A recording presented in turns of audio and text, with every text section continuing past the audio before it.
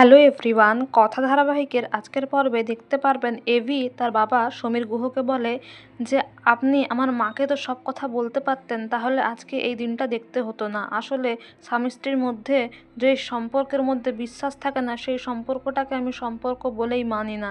এদিকে কর্তা দাদুও বলে দেয় সমীর গুহকে বাড়ি ছেড়ে চলে যেতে, আর সমীর গুহ বাড়ি ছেড়ে চলেও যায়। কিন্তু কথা তার শাশুড়ি মাকে কথা দেয় যে তার বাবাকে মানে তার শ্বশুরমশাইকে সে ফিরিয়ে নিয়ে আসবে আর তাদের দূরত্বটাও সে ঠিক মিটিয়ে দেবে। এদিকে প্রান্তিক বলে, পিসি তোমার এই অবস্থা কে করেছে? তখন যুথিকা বলে, কথা কথা বোমব্লাস্টে মারা যায়নি প্রান্তিক, এবার তোকে বদলা নিতে হবে, ওকে মারতে হবে। প্রান্তিক বলে, এবার সবাই শেষ হবে।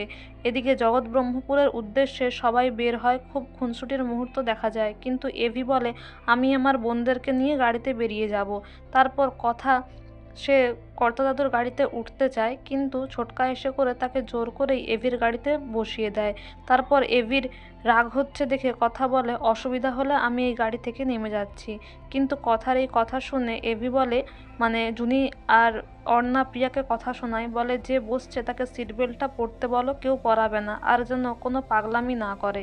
এদিকে এভি গাড়ি চালাতে চালাতে দেখে যে কথা যেন কিছু একটা লেখার চেষ্টা করছে, মানে কিছু ক্লু খোঁজার চেষ্টা করছে।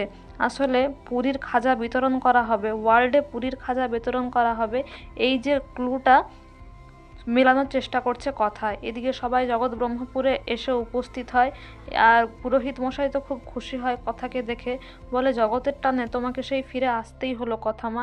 এদিকে কথা ওই জগতের টানে এই ওয়ার্ডটা বুঝতে পারে যে ওয়ার্ল্ড মানে জগৎ, জগৎ ব্রহ্মপুরের কথা বলা হচ্ছে না তো।